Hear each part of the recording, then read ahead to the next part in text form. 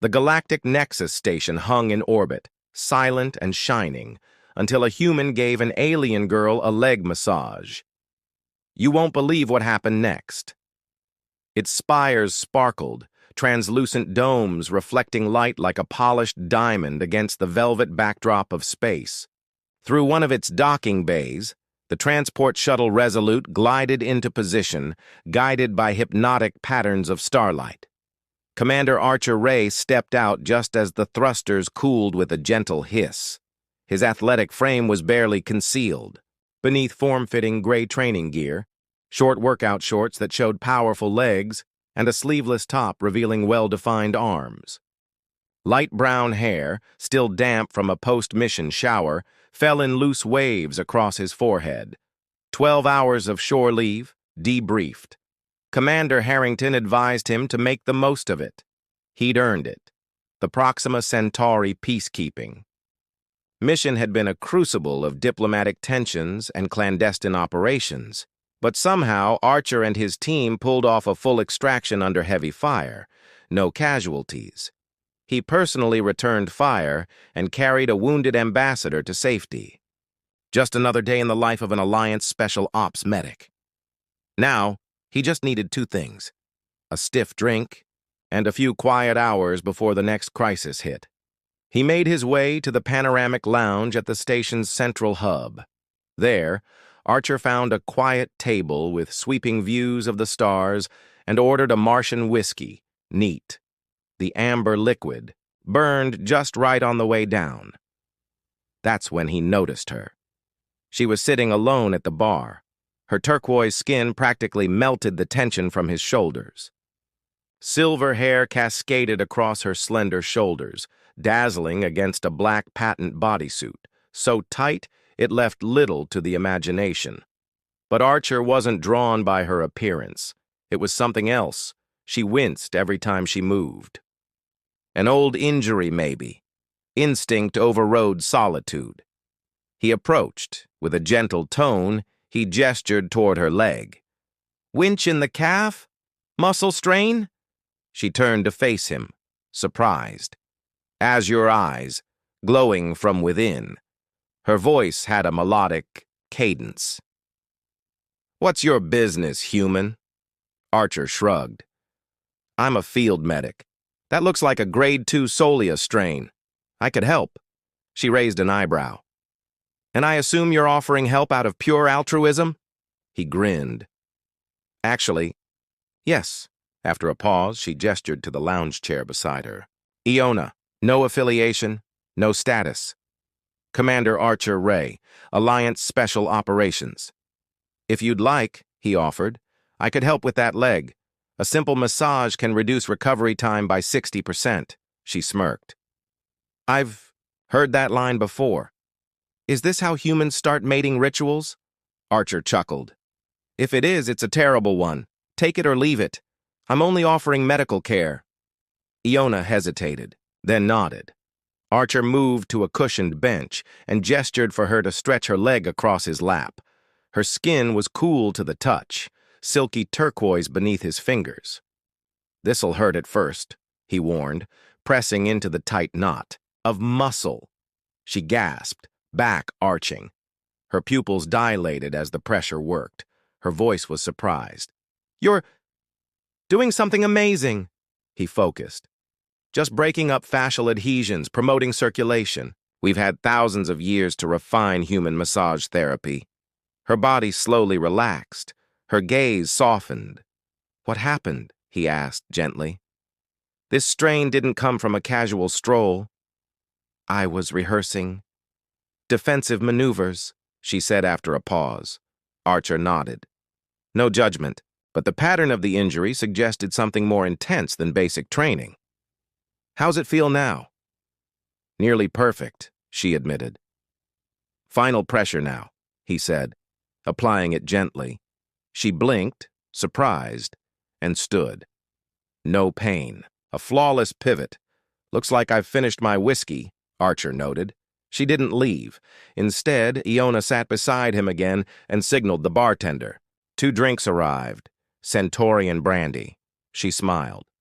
The least I can do is buy you a proper drink, Commander. Archer raised a brow. Your brandy is an insult to real whiskey. I make it my mission to learn about human spirits. She teased. Their fingers touched as she passed him the drink. It tasted like liquid starlight, smooth, layered, warm. There's a lot of pleasure in this, she said. Her gaze lingered, not just on his arms and chest, but on him. Incredible, she whispered. You humans actually jump out of functioning aircraft for entertainment? He laughed. By our standards, that's tame. Some of us swim with predators, without protection. Your species never ceases to amaze me, she said. Her eyes were earnest. In most galactic civilizations, people moved away from risk after achieving technological stability, she continued. We never stop pushing, Archer replied. It's how we got here. Or maybe it's why you're so... She trailed off, gaze drifting over him. He felt the tension rise, that electric charge in the air. I should thank you properly, she said, her voice softer now. In my culture, there are several ways to show gratitude. Before he could answer, a shadow loomed. 3 tall figures stood over them. 2 males, 1 female, Devarians. Gray skin, heavy facial ridges, combat armor. Iona, one growled. Your father wants to see you. Her posture stiffened. I didn't know he was sending mercenaries. The female's hand hovered over a holstered weapon. We're not messengers. We're your escort. Archer didn't move, but his weight shifted. Ready. I'm busy, Iona said calmly. Tell him I'll speak to him in the morning. The lead Devarian narrowed his eyes. That wasn't a request. Then he looked at Archer. Archer remained seated, gaze steady. Iona stood. Commander Ray is my guest. If my father wants to speak with me, he can go through official channels. The mercenaries exchanged looks. Tension simmered. Archer murmured, Drawing a weapon on a station earns 5 years in prison, minimum. The female's hand hesitated. After a long pause, the lead Devarian hissed, This isn't over. Tell him, Iona said coolly. It rarely is. They left, but not without a final hostile glance at Archer. She sighed. That was my house's escort. My father owns half the antimatter trade in this sector. Archer gave a low whistle. So, you're not just any Iona. No, she said. I'm Inari Iona, daughter of the Inver conglomerate. He smiled gently. And does that really matter? She glanced at him, eyes softening. Not tonight. Then she added, quietly, I should go. They'll report back, and more will come. But, she hesitated, then smiled. I'm glad it was you. Theon and 2 other council members had already vanished through the hidden entrance at the back of the room. The safe lab turned out to be a massive research facility. As the others fought fires across the chamber, Archer found himself encircled by towering pillars of unfamiliar technology. The doors of the council chamber shut behind them with a heavy metallic thud. Neural interfaces, biological samples, intricate galactic science tech. Machinery whose purpose wasn't immediately clear. Using neural tech, Archer breathed deep, recognizing components that matched intelligence briefings. Iona rushed to a central console. I was able to secure it, she said, fingers dancing across the controls. Archer's brow furrowed. Why would mercenaries want neural technology if the prototype can't even be used? Tylan answered, eyes scanning their surroundings, alert. Because it triggers defense mechanisms. It's the first, and not the only, neural tech. Depending on who uses it, non-invasive consciousness transfer can be either a consensual medical miracle or forced mind control. She paused. That's why I've stopped Iona from deploying military applications without consulting her father, who... Revelation struck Archer like a physical blow. He inhaled sharply. She was against weapons development, actively working to sabotage it from the inside. He looked at Iona anew, realization dawning. She's not complicit. Alliance intelligence temporarily halted Yona's access to the data, Tylan confirmed. It's not independent. Iona's eyes narrowed. The Medical Ethics Consortium. How did you get the reports before Archer? Before anyone could respond, a nearby monitor blinked. The lab's security feed showed Barry and Thawne boarding an emergency pod. He's taking the prototype, Tylon hissed. Let him, Yona replied coldly, stunning both men. The neural mapping in that version has a fatal flaw. It will never function as a weapon, she turned to Archer. Perhaps, Commander Ray, you should explain how an Alliance physician ended up with access to our sensitive intel. The moment of truth arrived earlier than Archer had anticipated. He hesitated. If Iona wasn't the target, she might be an ally, he whispered. Not an enemy. She's fighting the same fight. A distant explosion rocked the lab. The mercenaries were still coming. We're not done, Tylon growled. We head for backup escape, now. As they sprinted through the secret corridor, Archer grabbed Yona's arm. We have to get to the emergency shuttles. It wasn't part of any mission to pull her close, but he did, whispered urgently. No matter what happens next, Yona's bioluminescent patterns pulsed gently, emotionally. Help me make sure this technology doesn't become a weapon. They held one another's gaze, silently, amid alarms and chaos. Despite secrets, despite risks. Their bond, undeniable.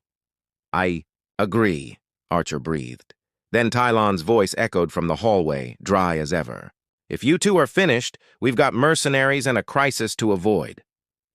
They arrived at a secluded docking bay. Talon's sleek research vessel was disguised as a high-end private ship, loaded with cutting-edge tech. We're going to Helios, Minor, he said.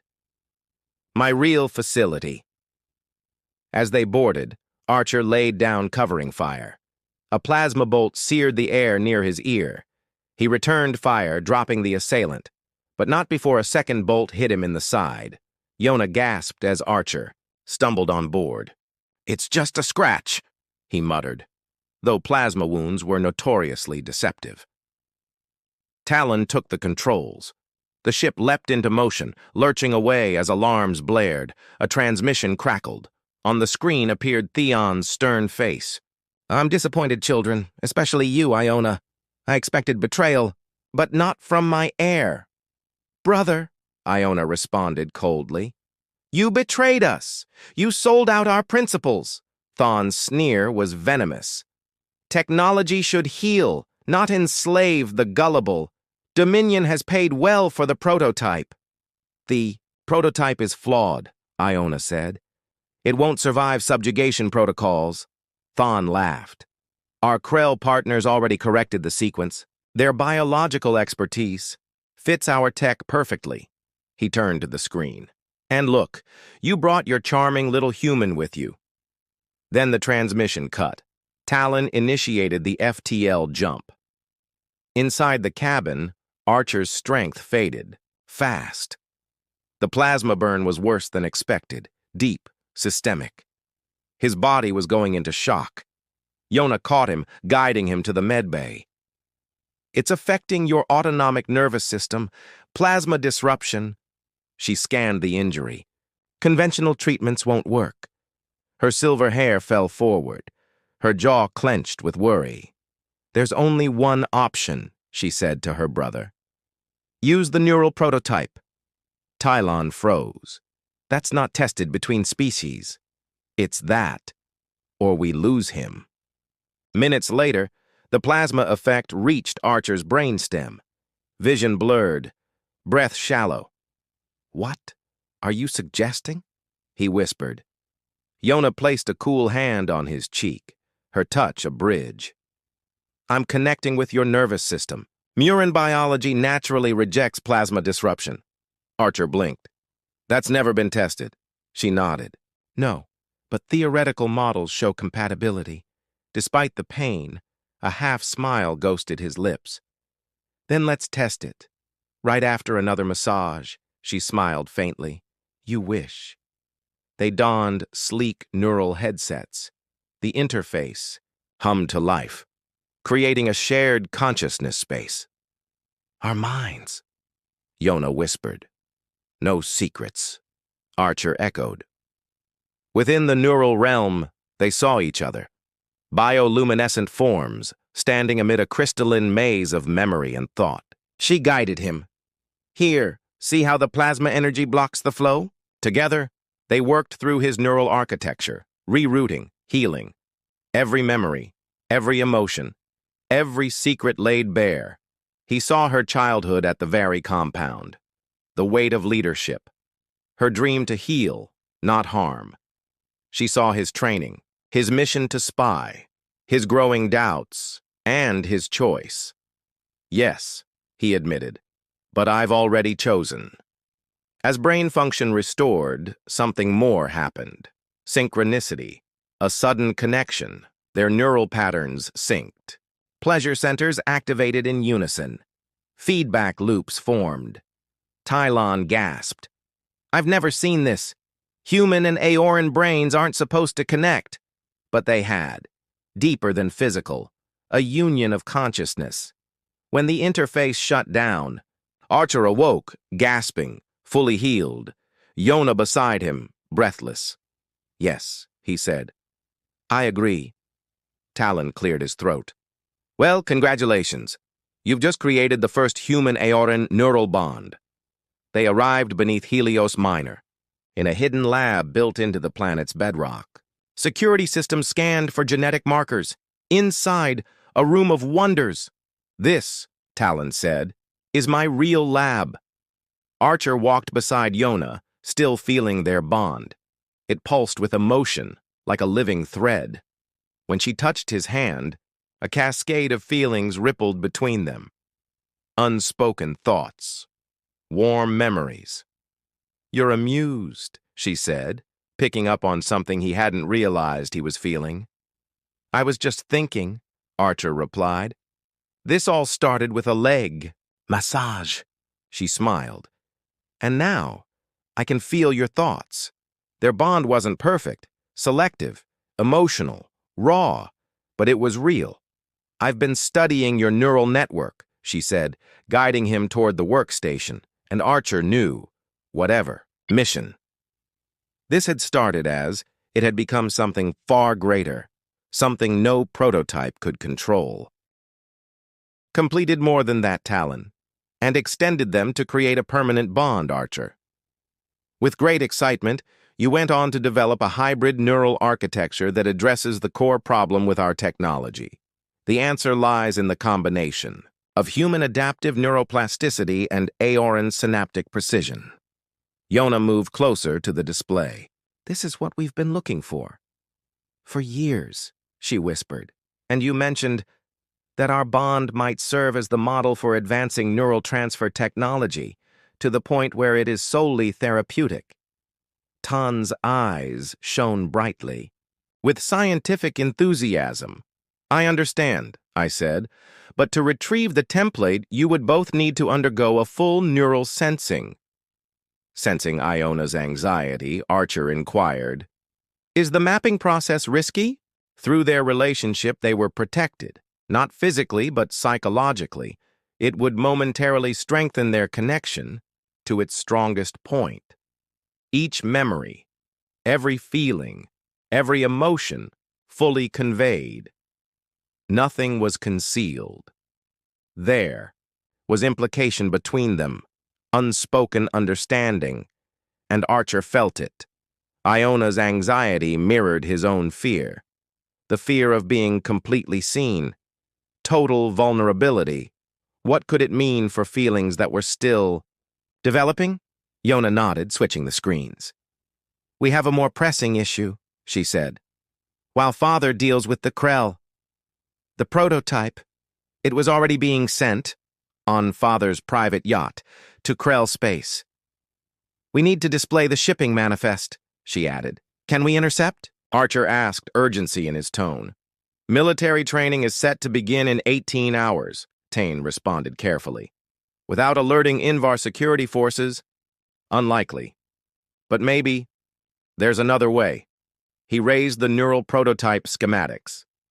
If we can transmit a disruption signal, calibrated to the prototype's core systems, before the KR can duplicate it, we can disable it permanently. Yona mentioned the required calibration frequency, but it would require our neural template. Archer paused, realization dawning. The bond, him and Yona. They retired to their rooms to discuss the ramifications. Talon began preparing the necessary equipment. The room was simple, cozy, with a viewport that overlooked the Helios miners. As they watched the crimson sky, Yona whispered softly, "Perpetual sunset. I can feel your turmoil." "It's your responsibility," Archer replied. "The Alliance versus your feelings for me." She grasped his hands. "I couldn't stop the weapon. The mission didn't change, but everything else had." Through their relationship, Archer's resolve grew. "When you cured me, I felt everything," he said. "I believe in your vision, because of your compassion, your resolve to use this technology for healing." Yona's glowing Aoran patterns pulsed with emotion. "I feel your bravery," she said, "and your honor. You're not like the others, always calculating." She moved closer. The neurological bond between them intensified. In Aoran culture, a cerebral connection is more intimate than a physical one. But many never dare, out of fear. Now they had it, forever. Archer traced the glowing patterns on her arm with his fingers. "Yes," she whispered. Pleasant sensations echoed through their linked minds. "There are still physical experiences we could explore." A surge of desire passed between them, heightened by shared emotion.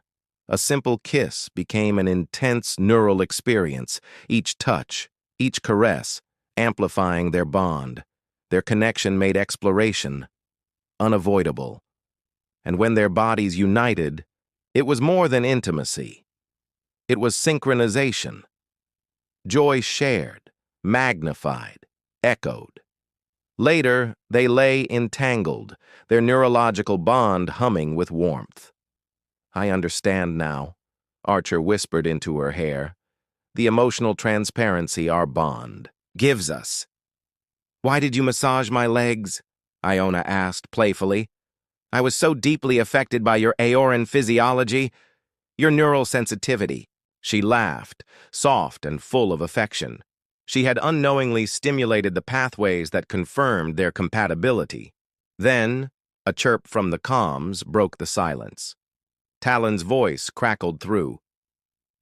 "I've finished the preparations. Father has expedited the delivery. If we want to stop the transfer, we start the mapping process now." They dressed quickly, exchanging a determined glance. Archer held out his hand.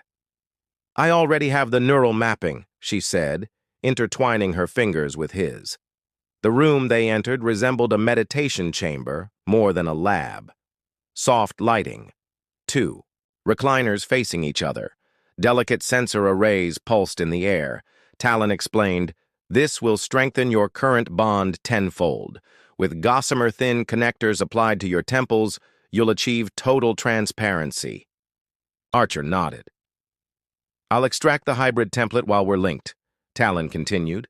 Archer sat, facing Iona. "Will we remain conscious?" he asked. "Partially," Talon replied. "Focus on the mission. Find the disruption frequency." Iona reached out, clasping Archer's hand. "Whatever we find," she said, "we face it together." The activation cycle began with a soft hum. Archer felt it. Consciousness expansion. Familiar.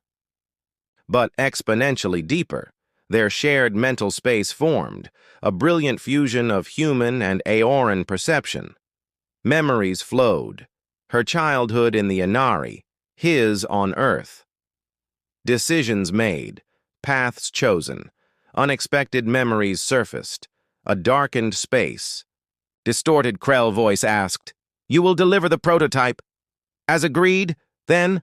A holographic image of a child, an Azuan woman held captive. Iona gasped. Father has a hidden family, not betrayal, protection. The bond magnified everything. Archer discovered layers buried deep within Neurot technologies.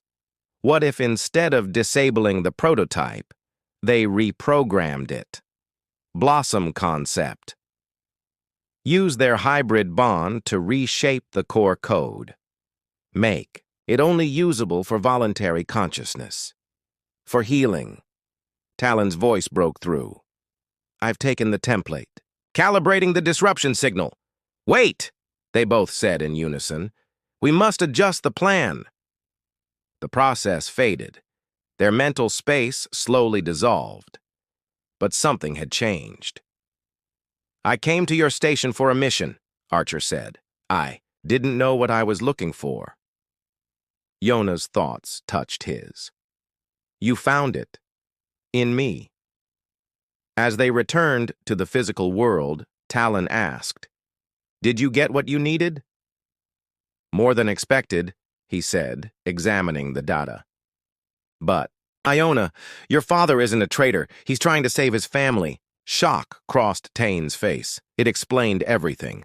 They had to act quickly. Talon adjusted the prototype using their neural template, disguising it to appear as expected while secretly altering its purpose. Their link became the secure channel, uninterceptable, as.